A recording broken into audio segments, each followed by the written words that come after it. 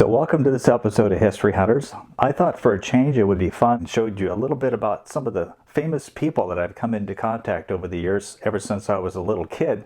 Now keep in mind that I'm 58 years old. So some of the celebrities that I show you in this video are people maybe that you don't even know or recognize.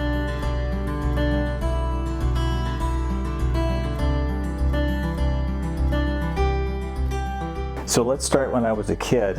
When I was about 5 or 6, my parents took me to Disneyland with my younger brother Kevin. We were in strollers, and my mother was walking down Main Street right in front of the Mad Hatter shop. And she spotted Walt Disney, so she approached him, asked him for an autograph, and he says, "I won't sign an autograph, but I will take a picture with you." Much to my chagrin, years later, I wished that she had picked me up and actually put me in the picture. As you can see here, Walt Disney is wearing a sweater. My mother is wearing a short sleeve blouse.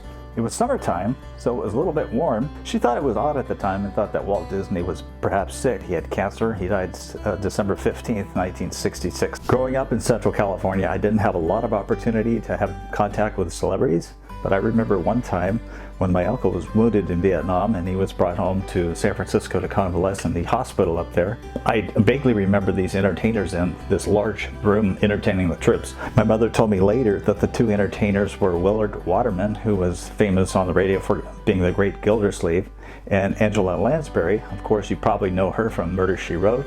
Starred in that show much later. It was about 1973 or 1974 that actor Lyle Wagner, who was a regular on the Carol Burnett show, came to our hometown. It was a promotional appearance at a local shopping center. Everybody was pretty excited about it. I went up and got his autograph. I asked him if he ever got tired of it, and he told me no, he would be really bothered if people stopped asking him for his autograph. Many years later, he was in a TV show with Linda Carter called Wonder Woman. I think at age 84 that people had stopped asking for his autograph. One of my most exciting memories as a kid was July 20th, 1974, when Lee Majors was the major attraction at a celebrity golf tournament in a neighboring county. I got my mother to take me up there, and I got to meet my, I guess you'd call him a man crush at the time.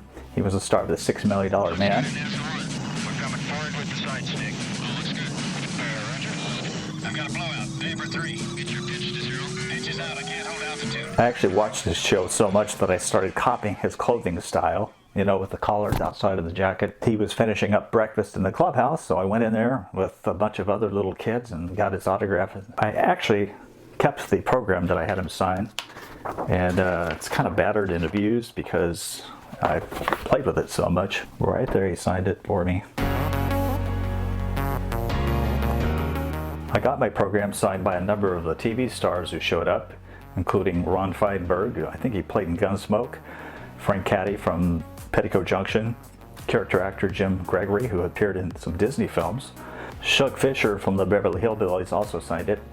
He signed the program, and Alvy Moore, who is a regular on Green Acres. Charles Lane came up to me. He's an old character actor, and at my feet was a gopher, and we kept being amused by the fact that this gopher was pushing up dirt. His attention was drawn to it as well, and he came up to us and he said, "That thing comes up, I'm going to club it in the head." As I was moving around the golf course, I cut in the path of a gentleman coming down in a golf cart, and he had to put on his brakes, made eye contact with him, and it was Kevin Hagen, who played Doc Baker in Little House on the Prairie. So years later, and I told him about the story, and about how he almost ran me over on the golf course. And he actually drew me this cute little drawing here. It shows me over here saying, "Hey Doc," and he's here, he's going down, almost hitting me and saying, "Whoa," and he signed his name right there. When I was a kid, I was interested in politics, I still am. Whenever a politician would come into town, I would make sure that I was there. It was the fall of 1974 when retired U.S. Senator Sam Ervin, who was famous for participating in the Watergate hearings in 1974, which led to the resignation of Nixon. He was appearing at a local college, and I was not able to get a seat, but we stayed outside, listened to the speech on a speaker. After the speech was over, I rushed the stage, and he was up there signing autographs. And I said, "Mr. Ervin," handed him a piece of paper. He shook my hand and said, "Well, thank you." He was an old country lawyer. I was 14 years old at the time, and it was pretty exciting because I'd watched him all summer at the Watergate hearings. Certainly the FBI, the Department of Justice, the attorneys assigned to this prosecution have been supposed to have been studying this case since last summer. And if they can't show that they've discovered enough evidence to convict people, but this time I think they maybe ought to go out of business. On November 1st, 1974, I found out that President Gerald Ford was going to be in Fresno, so I begged my parents to take me. So they took the day off. We drove down there and found out there was a sea of humanity there at the airport for this rally. He was there campaigning for Congressman Bob Mathias, who was in the midst of a re-election bid. Bob Mathias was also an Olympic track star from the 1950s, I believe. I remember at one point looking up at the media stand, and Tom Gerald of ABC News was up there talking in his microphone. I thought that was pretty exciting because I'd seen Tom Gerald many times on TV. It upset us during President Ford's speech because a number of people, I think there were farm laborers, were chanting bullshit, bullshit, bullshit. And it got so loud we couldn't even hear the president. In fact, he had to stop a couple of times because they were just creating such a disturbance. Years later, I wrote to Bob Mathias and told him about the fact that I got to be there in Fresno. He wrote me a handwritten letter, and he said, "It's always a thrill to meet a president, no matter who he is. He still calls me Bob, but now I call him Mr. President."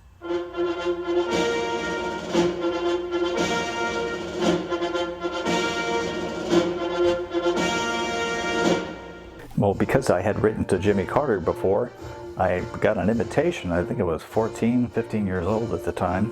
Got an invitation to the inauguration. So I guess, January 20th, 1977, my parents had to take me to the inauguration of Washington, D.C. It was quite an event. I mean, for a 15-year-old kid to go to a presidential inauguration and be so close, I actually got to see Carter's teeth smiling. I also saw a number of dignitaries there.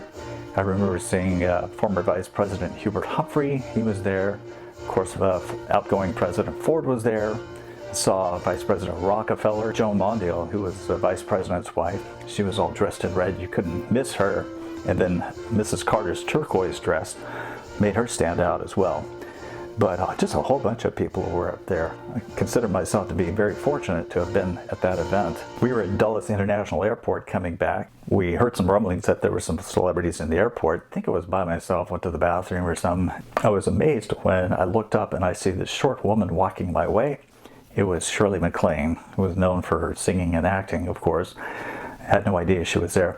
We also found out that in the airport, and we had our eyes peeled for him, was Freddie Prinze, who was star of Chico the Man.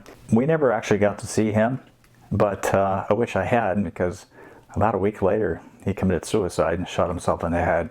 It was in April 1977 when we went to a rodeo in our hometown. The Grand Marshal was none other than Slim Pickens. He was a very famous character actor. He was in Dr. Kill Love or Free Love or whatever.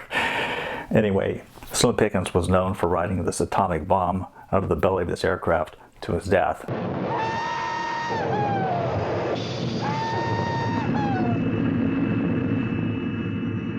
Hey, what about Major Kong?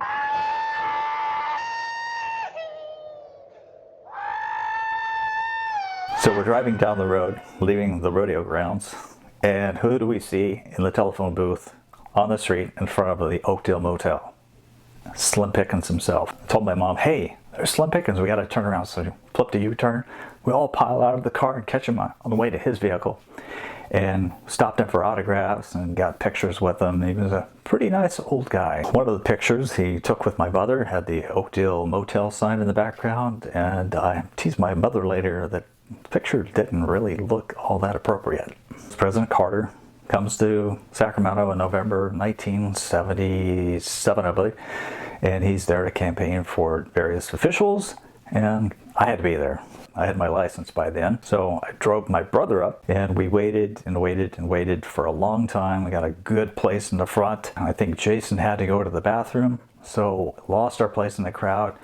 So I decided the next best thing would be to go to the motorcade and wait for him to come, I believe, down K Street as he made his way to the political rally. And as President Carter's motorcade passes in front of us, I snapped a picture of the car containing former Governor Pat Brown, which I later sent to him and he signed the back of.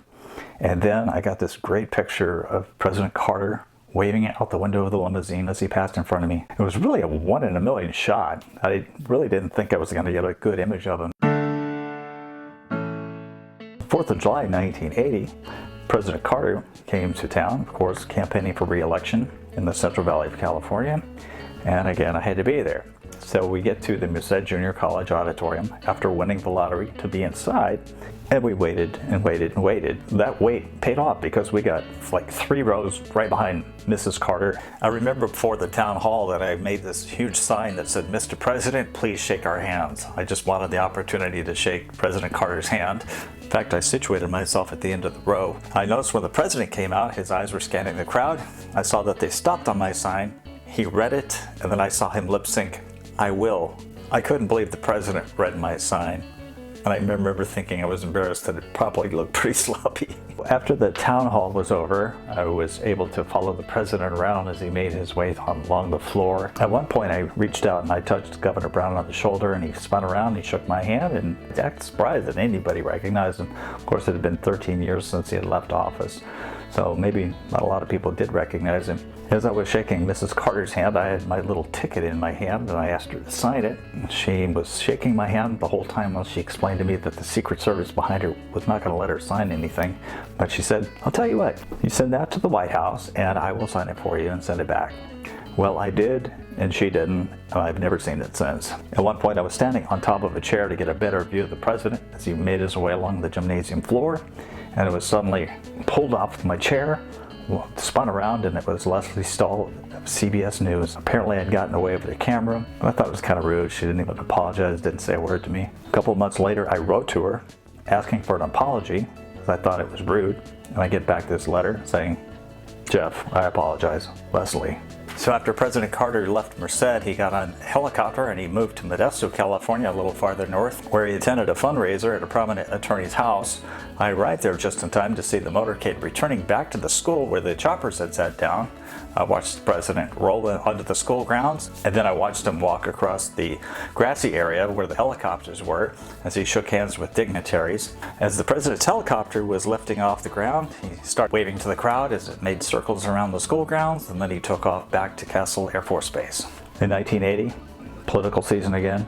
Independent candidate John Anderson came to my hometown, had a little rally in the park. I didn't even get to shake his hand, so I followed him to the airport. And the Secret Service pulled out in the lane next to me to keep me away from the limousine. I followed him to the airport. He was holding this little black book for him to sign, and I realized that one of the Secret Servicemen were watching me from the airplane, and he was standing here like he had a gun.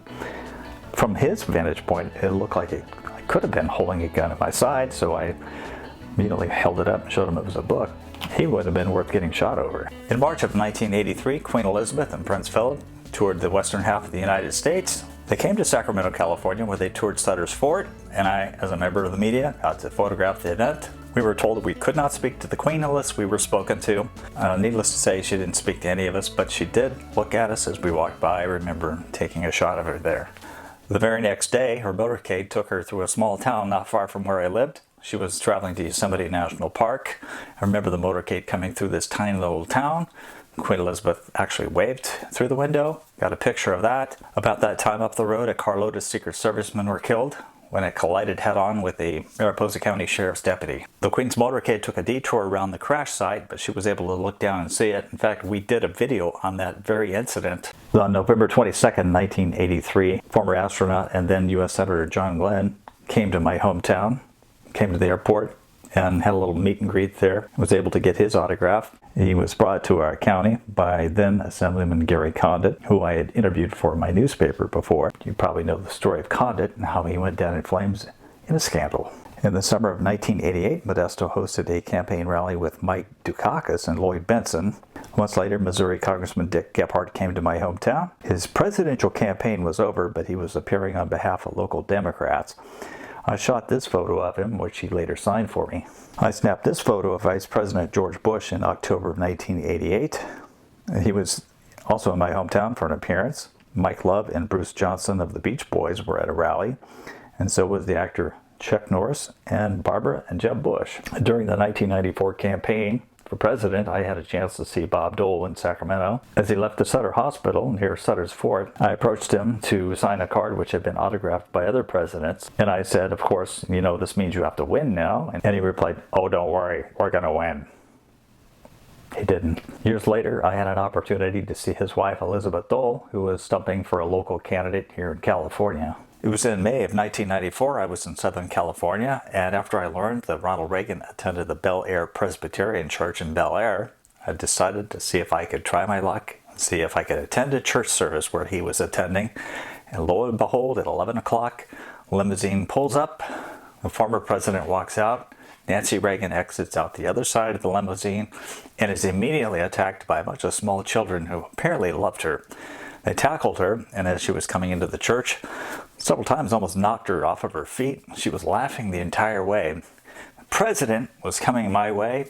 I stood in line for a handshake, and there, larger than life, was Ronald Reagan looking me in the eyes. I said, "Mr. President, how are you?" He said, "I'm fine, how are you?" He seemed kind of distant, but it appeared that he wasn't quite there in the present moment. That November, he announced to the world that he had Alzheimer's. So I'm convinced that what I saw in May was signs of Alzheimer's. This video is getting a little bit long, so I've decided what I should do is split it up into 2 different parts, so stay tuned for the second part of this. We're going to try to include Sarah's stories about her encounters with famous people, so stay tuned for History Hunters, and we'd love to have you give us a comment, maybe subscribe, and give us a like. Thank you so much.